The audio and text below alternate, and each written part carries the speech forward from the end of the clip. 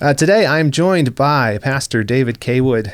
He is the pastor of Eastside Community Church in Jacksonville, Florida, and he is the author of Pastors and Productivity over on Substack.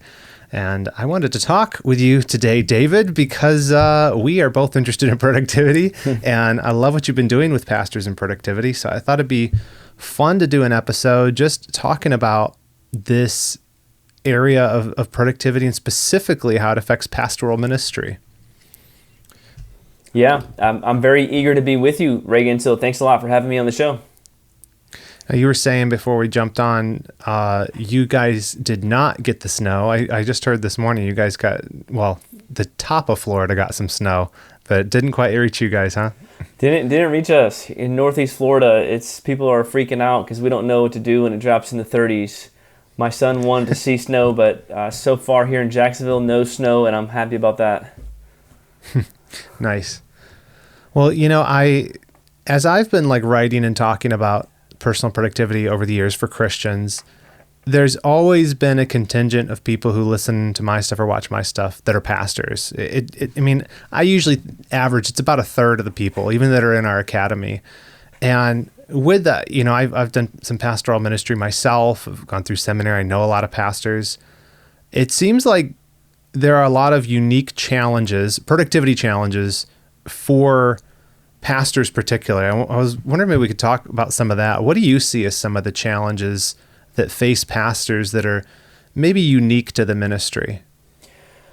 There's challenges in every job, so I don't want to make it seem like pastoral ministry is distinctively difficult when there's all kinds of difficult occupations. But with respect to pastoral ministry, typically the biggest challenge is avoiding burnout. And how do you avoid burnout when you are caring for souls? You know that you're going to give an account to God for how you care for souls. You sometimes have to work in the evenings. Your schedule can be very overwhelming and busy. And a lot of pastors go into ministry with a lot of knowledge about theology and Bible, but they don't have a lot of knowledge about sleep, nutrition, health, and self-care. And our insecurities and our sin struggles get in the way of fear of man and people-pleasing. So a big challenge that pastors constantly have to fight against is avoiding pastoral burnout. And another challenge is just when you're a pastor, you get to set your own schedule on the whole, not Sunday morning, obviously. You have to be at church on Sunday morning. But what day do you take off? Is it Friday? Is it Monday? What are you doing in the mornings? What do you do in the afternoons? It could be a big blessing to schedule your day, but it can also be a curse if you're not wise with it. So knowing how to schedule your day around the right times and using your best energy for your pastoral tasks that are going to move the needle the furthest, it can be a challenge to do that, especially when you're in a solo pastor or you're a pastor of a small church. Yeah, 100%.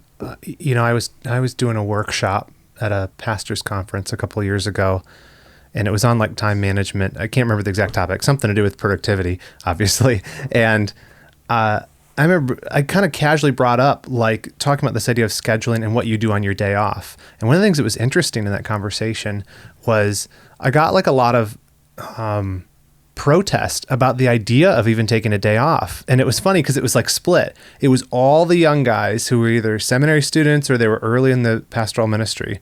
And they were arguing well, why should I take a day off?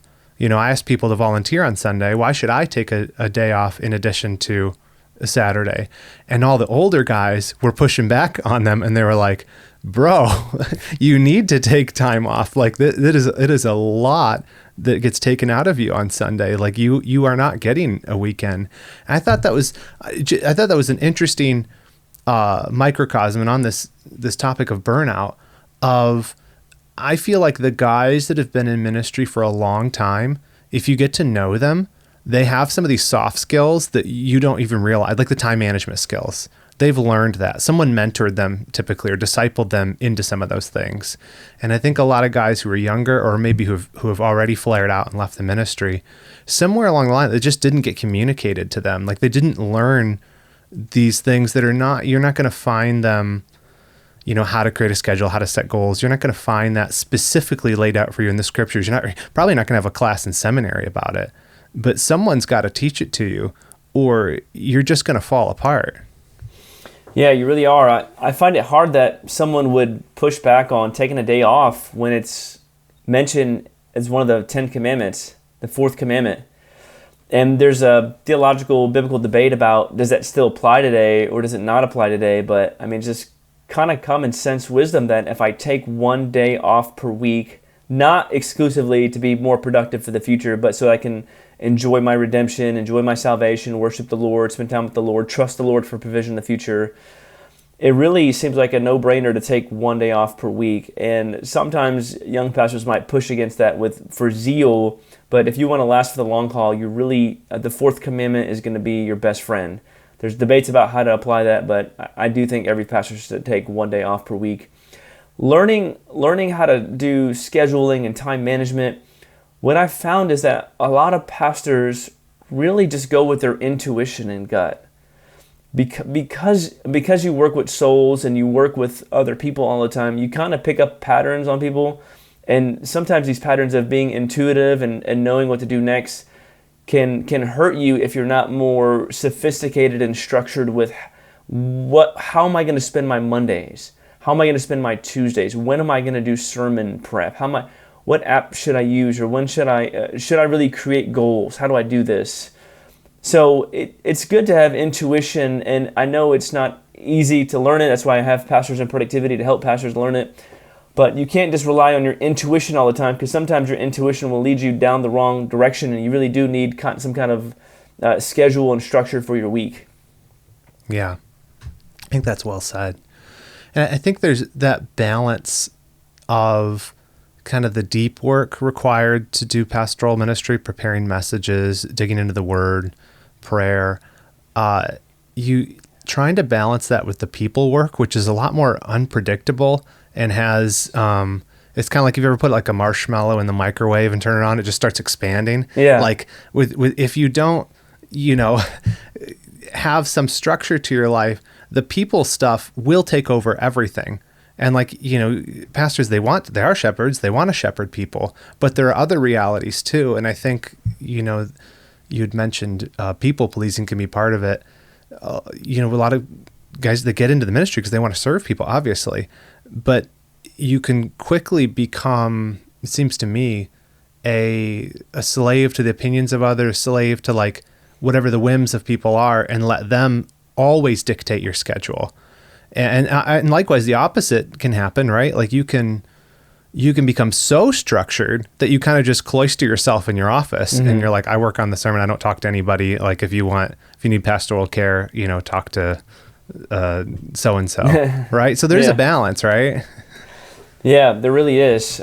When you first start getting into productivity knowledge and wisdom, and you're reading the books on it, it could easily become a selfish pursuit, where it's about me and my goals and what I'm doing. And if you're a shepherd, you've got to spend time with the sheep.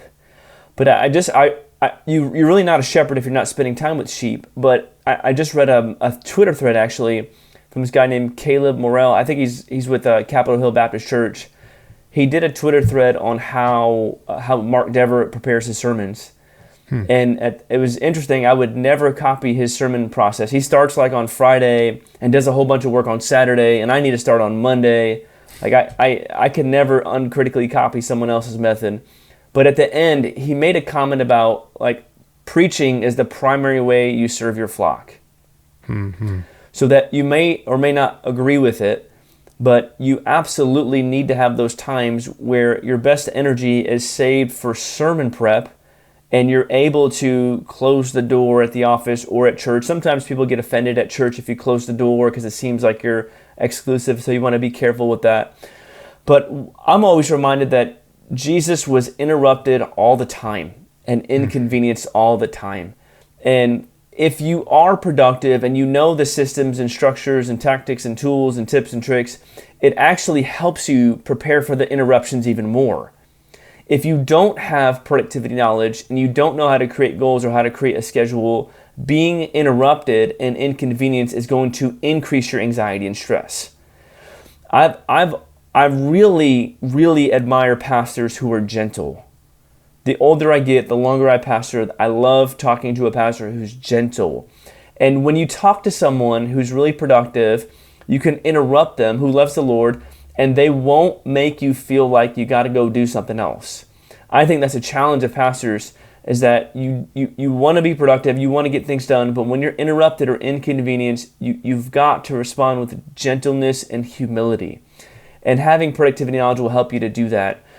So both are true. The pastor needs to work hard in sermon preparation process and have a helpful, edifying sermon ready for Sunday morning, because that's the primary way you serve your flock.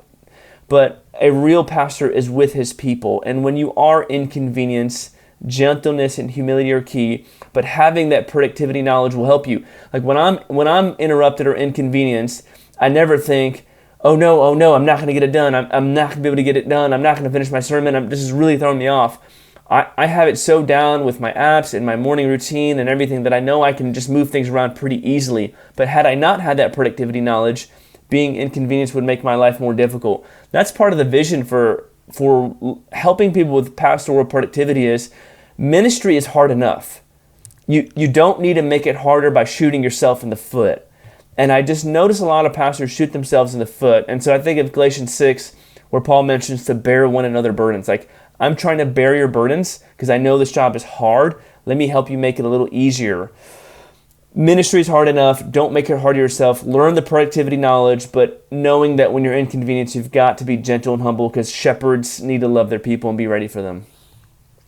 I love that. I feel like that addresses what I think is an unfair characterization of the idea of being productive in general. Like, I think a lot of people see productivity, or they hear that term and they think, oh, that's someone who's hustling all the time. They're busy all the time. They're all harried, and like everything's just, it's crazy because they're trying to get so many things done.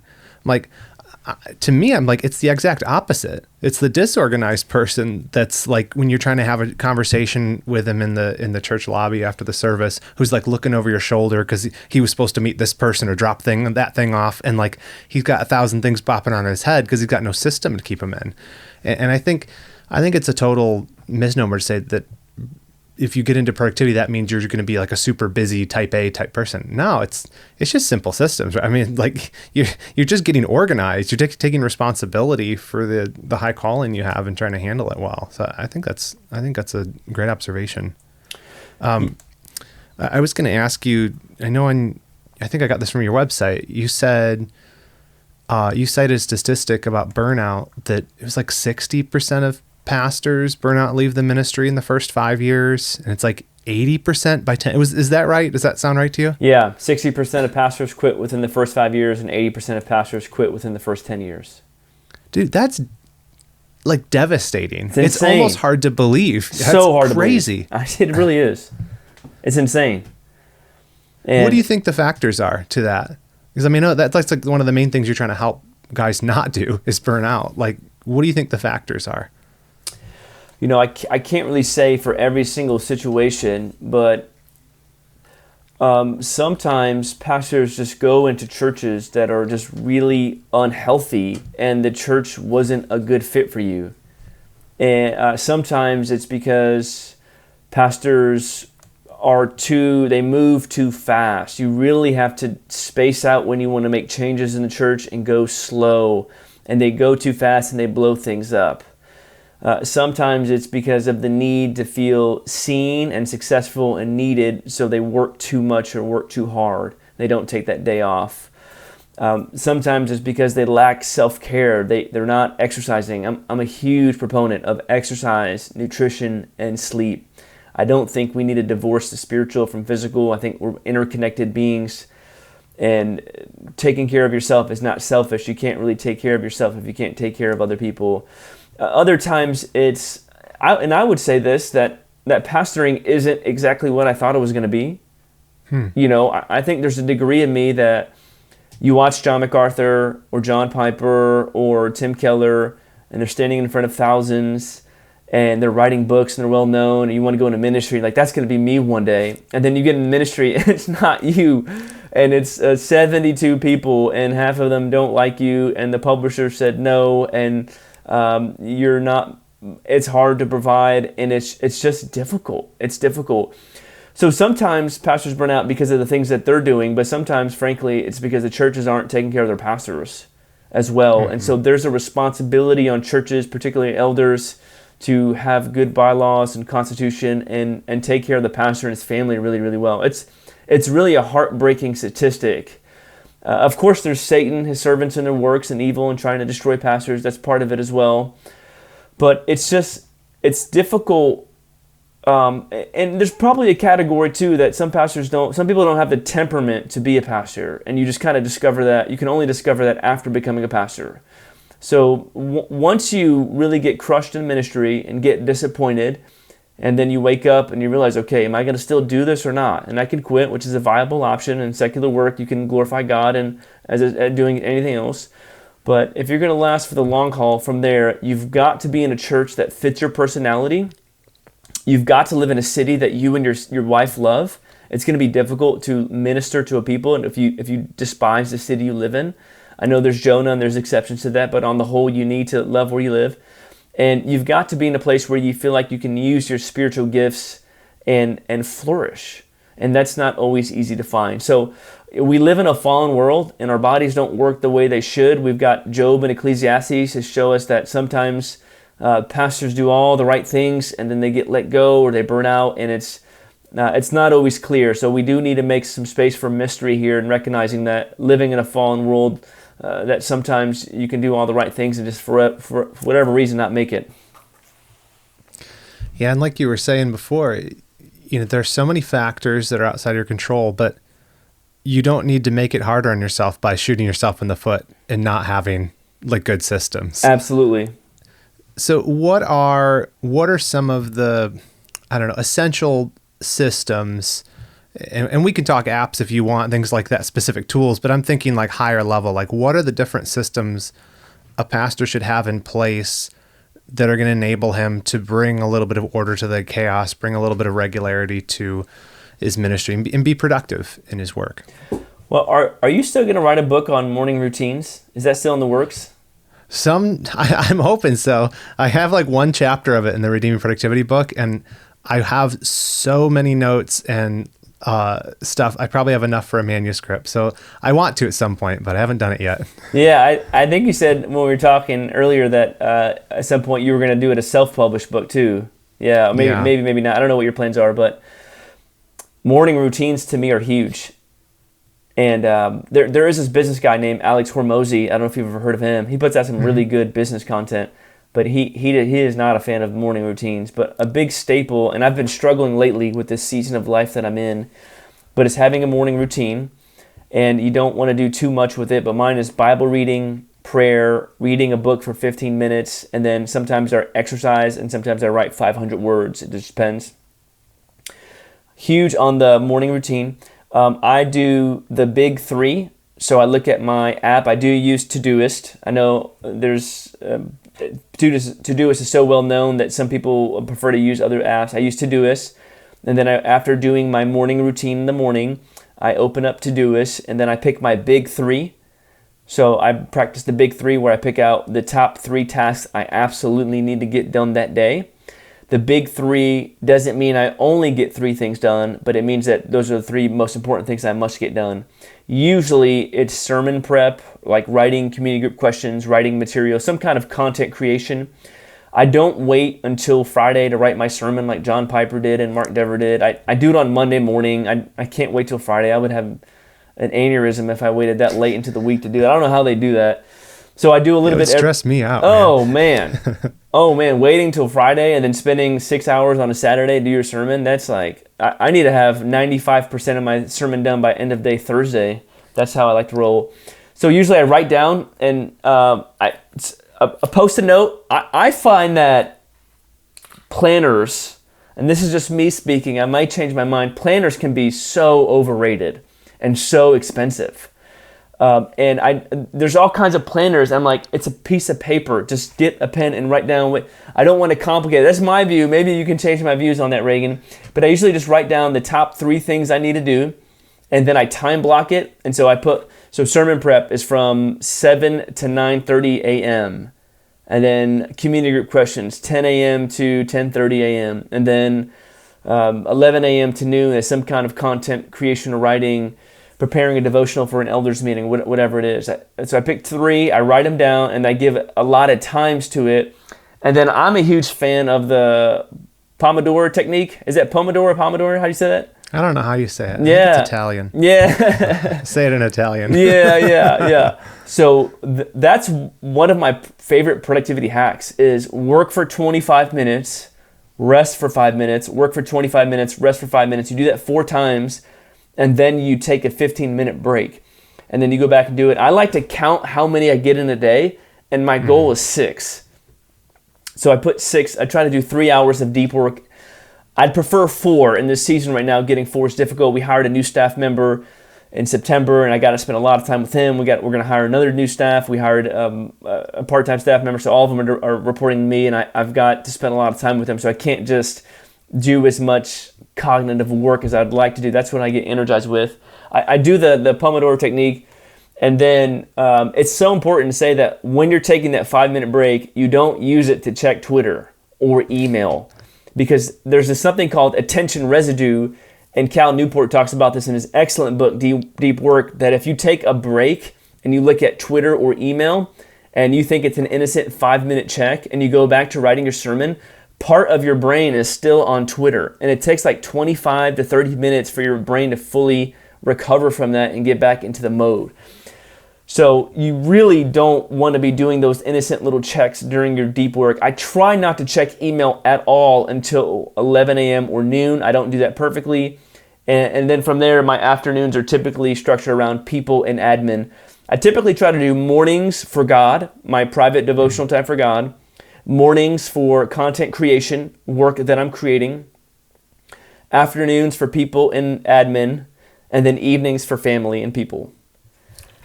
Life is not that linear. Pastoral ministry is not that linear, but that would be kind of my structure that I kind of work throughout the day. And then throughout the day, I also try to follow the 2-minute rule. If I can do something within 2 minutes, I just do it right away. I don't write it down. I don't think about it. I just do it. And then I try to also batch my work. And so like batching is same kind of work. You stack them next to each other. If you're going to check text messages, check them all at one time. If you're going to check email, do them all at one time. If you're going to write, do all your writing at one time. It really helps to get into the flow of things. So morning routine is a staple, and I can't wait till your book comes out on morning routines. The big 3, picking the top 3 things that are most important for my day, writing down the big 3 and time blocking, planning, putting a lot of time next to them. And then as I work through that, using the Pomodoro technique. And I find that if I can just get... It's amazing that people think they need to work 8 to 10 to 15 hours a day to really work hard. If you can just do 3 to 4 hours of deep work every day, or every day that you're working, and just do that consistently, you will get a ton of work done and be very productive. You don't need to work 15 hours a day, but you do need to have 3 to 4 hours a day where you are getting deep work done. Yeah, that's so well said. I think a lot of people think that it's a game of volume, and there's almost, I think we can sometimes have like a pride about this, like I'm putting in 50, 60, 70 hour weeks, and like kind of brag of how much time you're putting in. But if someone was to like watch and like categorize how we spent our time, I think very often we're just a little bit of attention here. I'm checking Facebook, I'm checking Twitter, I'm talking, having a conversation in the hallway, I'm having this long like when you actually add up the amount of productive time, it doesn't, you actually very frequently more focused time, like you're saying, you're getting more done. You're actually accomplishing more than 2 or 3 times as much time in the way most people work. I think there's a reality to it too. You mentioned deep work. Cal Newport's talked about that. You can't actually work focused for very long. It's like 3 to 4 hours for most people if you've really like trained yourself for it. And beyond that, like I've noticed this about myself. I mean, ever since I entered the workforce, afternoons are like have always been like a wash. Like I don't get, like I can do I can answer emails, I can have meetings, things like that. But that's totally like, red zone time. Like I am not nearly even close to my best after lunchtime. And, knowing that about yourself, like you said, you structure your day around that energy. You've got, you've got your time with the Lord in the morning, you've got your focus time to do content, but then the admin, that kind of stuff, maybe you wait till the afternoon because you don't need as much energy on that, but you still need to block out time for it so it actually gets done. Yeah. I did a Substack note, and I said something. I said every pastor should have 3 people in his life. Substack notes are kind of like tweets, but on Substack, which is kind of cool. And every pastor should have a counselor, a mentor, and an assistant.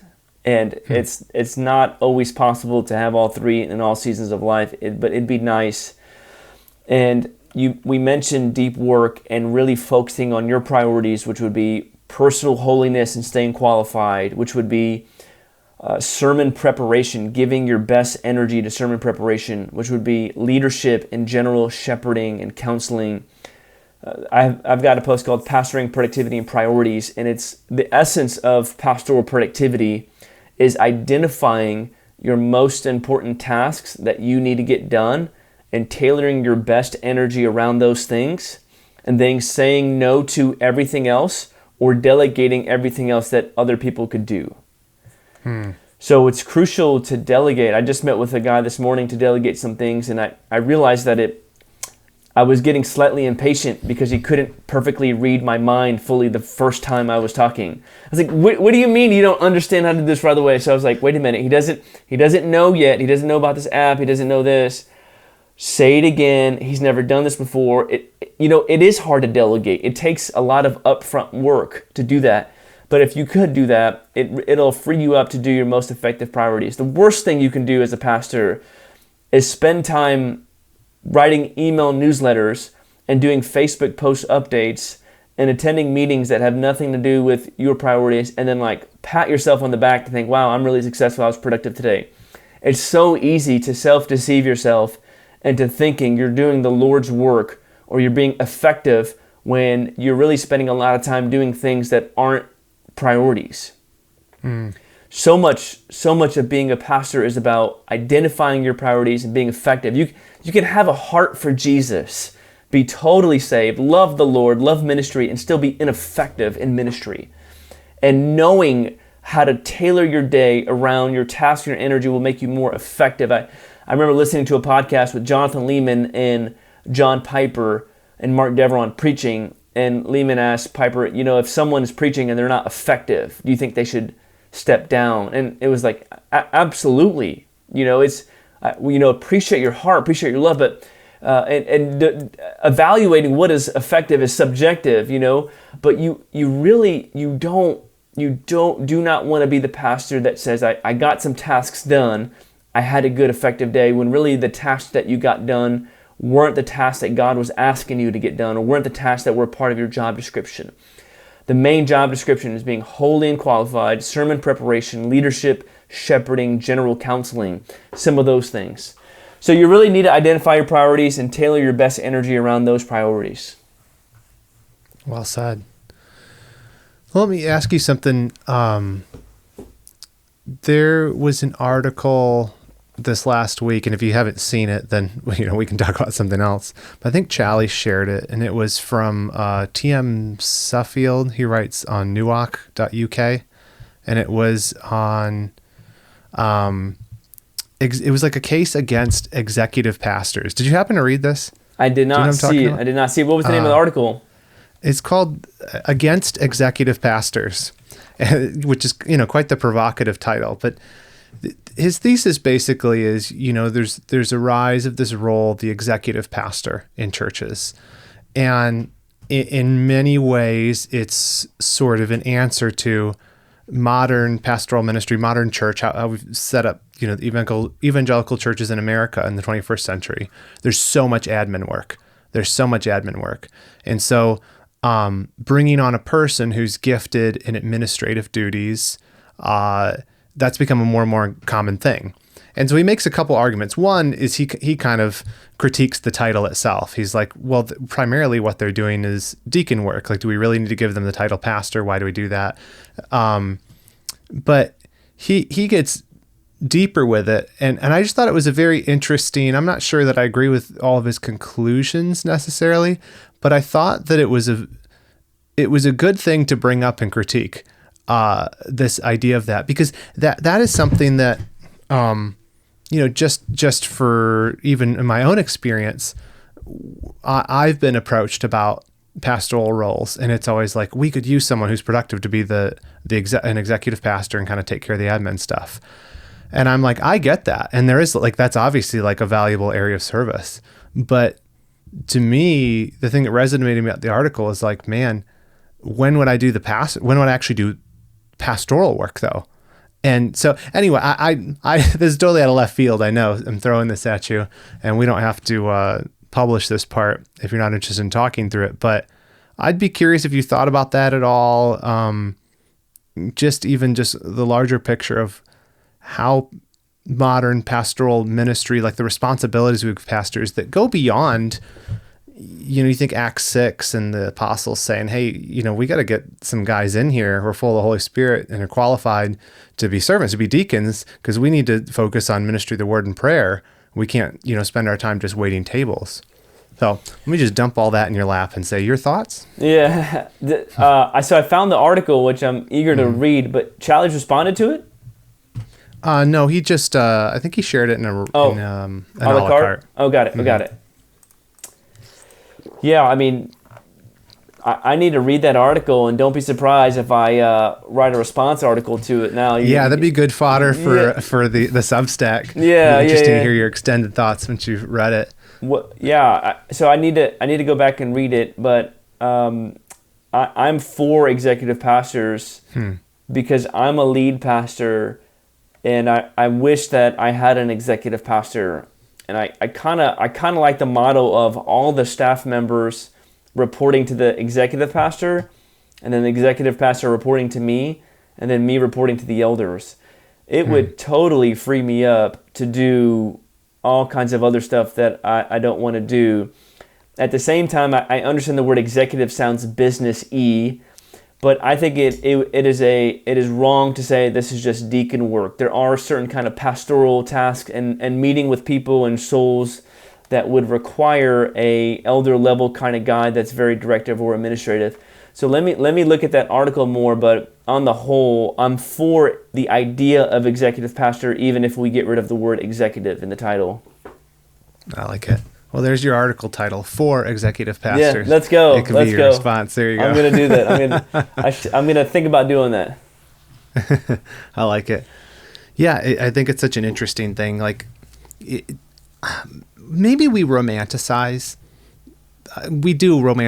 history, and you look at well-known pastors from history that maybe we would look up to, like a Spurgeon or somebody like that, or even the Puritans, or going back to the apostles, and you think there's sort of this idealistic purity of it all that you think it's like, oh, it's just all these exciting things, and they're ministry, and they get to spend time in prayer. And I know, like, even for me, like when I was like, I want to do full-time ministry, what I thought it was going to be was me reading theology books and getting paid for it,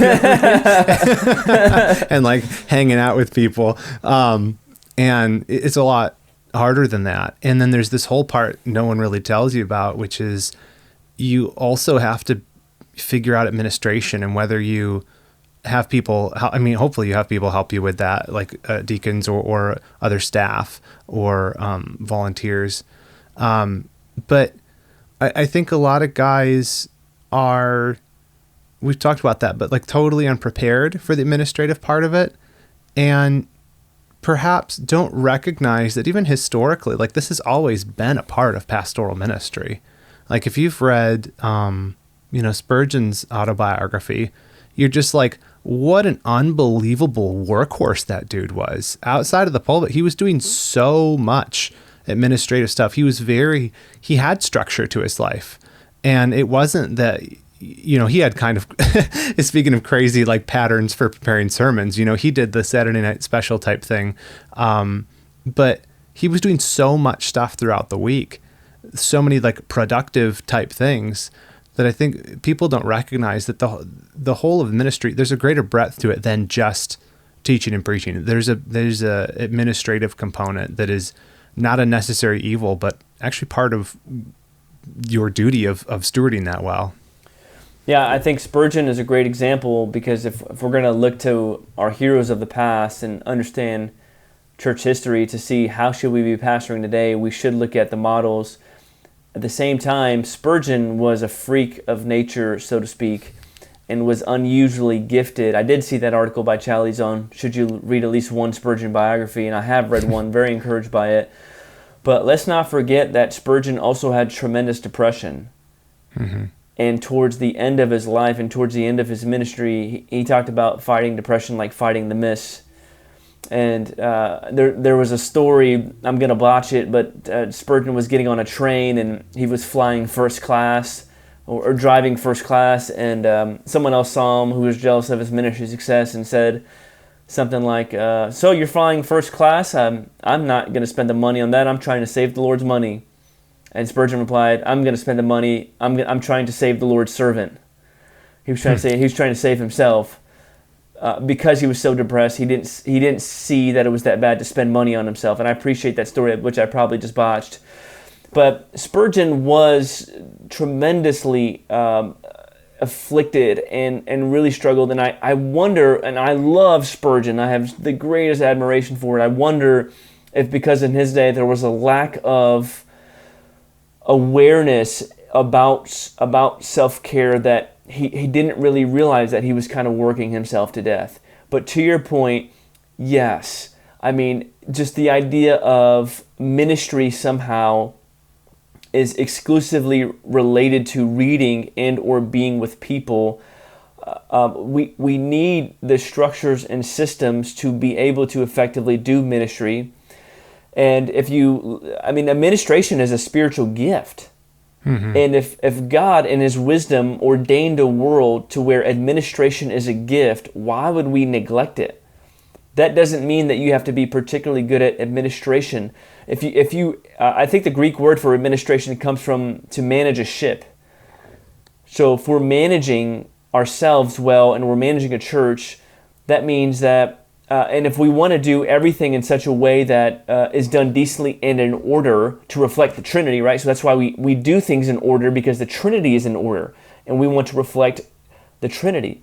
And if we're not doing things orderly, we're not really representing what God is like, because God is a God of order. So I remember reading about this in the book by Colin Hanson on Tim Keller, and Tim Keller was well known, obviously, but he wasn't necessarily the best administrator. But what Tim Keller did was he surrounded himself with guys who were really strong in administration. So if you're not strong in administration as a lead pastor or as a pastor, that's okay, but you should probably surround yourself with some people who are wired that way to help do the work. I have just seen too many times in church that the lack of administration or the lack of proper execution of administration does tend to disappoint and hurt people.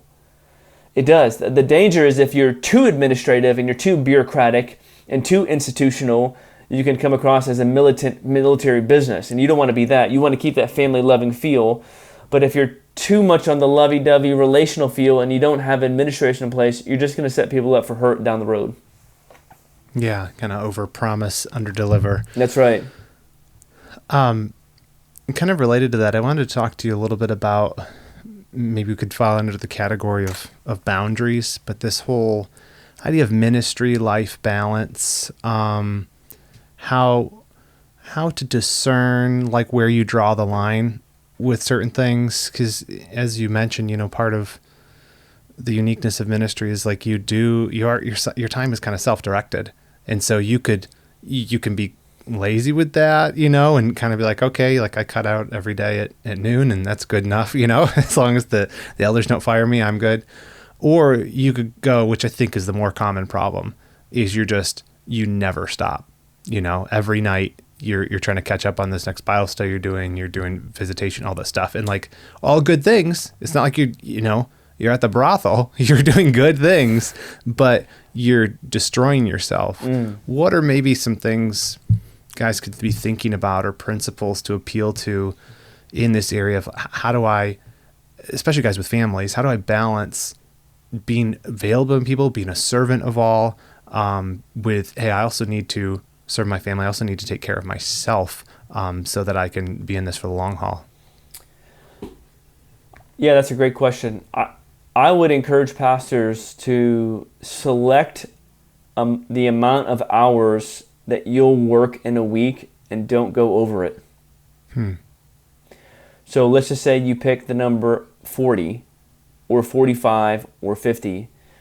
Statistics show, and we all know statistics are made up, just like the one we said earlier is probably not even 100% accurate. So I was reading in a book one time, Great at Work, and the author said that if you work more than, I think, 55 hours a week, the return on investment after 55 hours of work a week goes down dramatically.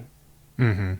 Yeah, I've heard that too, and that can even be negative. Yes. That the quality of your work, you actually end up, I think this was in programming, but people actually introduced more bugs into the code the more time that went up, and so they created more work for themselves. Exactly. So not just unproductive, but counterproductive. Yeah. So if you pick a number like 50, and then you work 50 hours a week, and you track your time, and then you don't work over it. And if you do that, you'll be motivated to get things done faster, and you would move more efficiently and more effectively.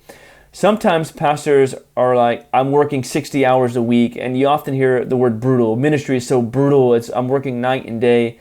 But that goes back to the productivity advice. Part of the reason why it's brutal is because you're not taking care of yourself, and you haven't developed the skill of self-management. And because you can't manage yourself, it's difficult for you to manage other people. So pick a number, let's just say 50, and don't work more than 50 hours a week. And then from there, I would also encourage you to have some boundaries with email. I personally, and I don't do this perfectly, I do not check email on Friday, Saturday, and Sunday. I do not. On Monday through Thursday, I will be an email whiz from 12 to 4. I'll reply back to you right away. I do not check email on the weekends or on the Lord's Day. Again, not perfectly, but I tend to do that. I tend not to check my phone for the first hour or 2 hours a day or the last hour or two a day. I do not believe that the pastor is always on call. I've heard it before said that pastors you're working 24 hours a day, 365, and you always have to be on call. And I don't think that's true. I think the Holy Spirit is always on call, and he knows what he's doing. God is everywhere at all times, and you can't be. So while pastors need to be accessible and approachable to their flock, that doesn't mean they necessarily need to always be on call. And that's the beauty of working in plurality, because if I'm unavailable, plurality of eldership, if I'm unavailable, well, then you got a few other elders that are just as capable, want to contact one of them. If I'm out of town, then some elders in town want you to contact him. So working in plurality of eldership really helps in that way. Pick a number of hours that you'll work and then work backwards. Schedule your day from that. Schedule your week from those hours. Allot the time ahead of time. I love how you help people plan their week ahead of time. And then you want to create boundaries to where there are certain times of the day and of the week where you're not checking email or your phone at all, and you're using that time to get work done. I think that's great. Yeah. And you can communicate that with people too. That's something I always emphasize. Like, if you have a staff, you can tell them, this is my schedule, and if you stick with it, it has sort of a accountability mechanism too. Is you're like, yeah, this is the time. They know I'm going to be available after this time, so I need to really actually dial in and focus. And so you can communicate that schedule and keep yourself honest on it.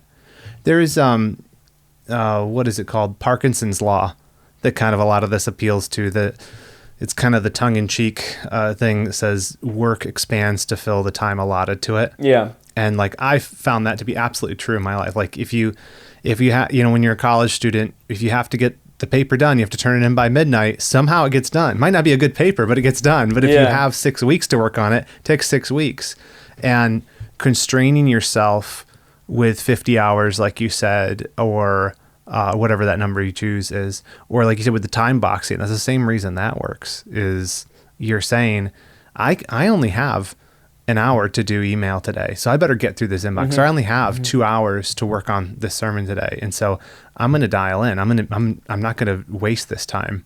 And I think a lot of people that maybe are more, I don't know, like free spirited, or kind of feel like they hear discussions like this and they think, I don't want to be caged in. I don't know about you, but like my that is how I am by instinct, by the way. I'm like not a type A person. Oh, wow. But I always feel like my experience has been the opposite. Like having structure in my life allows me to like actually relax when I'm supposed to be relaxing. Absolutely. Because I have a standard that I'm holding myself to. I have this standard of this is a faithful day for me. I put in the time, I did the things I planned to do, and now this is the time when I'm off. And I think when those lines get blurred, that's when dudes start, creeping up towards the cliff of burnout and stuff, and just feeling like I'm always on all the time. But no one's doing that to you. It's like it's you who's refusing to take responsibility to say, no, I'm responsible for the Lord to manage my time. I can't blame everyone else for asking me to do stuff. I'm establishing these patterns of always being available. I'm establishing these patterns of I'm going to try to do everything myself, and it ends up killing you. Ends up not making space for people in your church to step up and actually use their spiritual gifts too, right? Yeah, I always think that every pastor has one of the three struggles, which is, and this is just me thinking out loud, the need to be needed, the need to be seen, or the need to win. So the need to be needed, and this is a working philosophy of mine, but the need to be needed is I struggle with low self-esteem. I mean, a lot of what you're saying, Reagan, is like they're spiritual issues. Mm-hmm. And if someone has low self-esteem and low self-worth, and those feelings and that sense of existential being is not being remedied through our union with Christ and the gospel, ministry is going to become an idol. And part of the reason why pastors burn out, or they feel like they need to work 70 hours a week, or they can't say no, and they're trying to be all things to all people in an inappropriate way, trying to save the day all the time, it's really not because they're driven by love for people. They're driven by love for self. And they're trying to use people and use ministry as a way to appease lifelong struggles with low self-esteem and low self-worth. So this is why I wrote recently at Pastors and Productivity about like the main thing to avoid burnout is to be a spiritually mature and personally mature person. Like it starts with just being a godly person and a mature person. Without that, there's no other tips and tricks that can help you. But this philosophizing that I'm doing as I meet with other pastors and talk to them is the need to be needed, the need to be seen. So the need to be needed will burn you out because you're trying to do too much to appease low self-esteem. The need to be seen is the guy who's, maybe this is me, but like you're writing books, you're putting yourself out there, you want to speak places, you want to be seen, you want to be successful, and you want to be validated, and that could be a recipe for doing too much. And then the need to win. You see people on Twitter with this a lot, or doctrinalists, people who love theology, but they overdo it and they're just kind of too heavy-handed. And so they feel the need to write a 17-page response to someone about one Greek word, and they stay up all night doing that because they have this need to win. The need to be needed, the need to be seen, the need to win. All of these are insecurity issues and issues that we need to take to the Lord and have remedied through a union with Christ. Like what about our union with Christ is not so glorious to us? What about the gospel do we not understand? What is it about being in Jesus that isn't good enough for us? So we need to find something in ministry to appease those feelings. We're a work in progress. We shouldn't be put on a pedestal. We need a sanctification in the Lord's grace just as much as anybody in our church. But if you're getting paid in part to study the Word of God and to spend a lot of time praying, that should necessarily lead to a more mature Christian life. And a lot of these issues that we struggle with can be remedied through simply growing in spiritual and Christian maturity. I can't think of a better place to end it. That's a high note. I appreciate the time, David. This has been really expansive discussion. Hopefully it's helpful for guys who are in ministry or considering it. Appreciate your work. You guys, I highly, highly recommend pastorsandproductivity.com, right? If they go there, it'll take them to the Substack. That's right. Subscribe via email and don't miss out on the content. Yeah, it's wonderful. You'll see it if you guys follow Challies.com. He shares his stuff, seems like every week, and that's for good reason. Highly recommend it. Check it out. Appreciate the time, David. Thank you. Yeah, thanks for having me, Reagan. What an honor.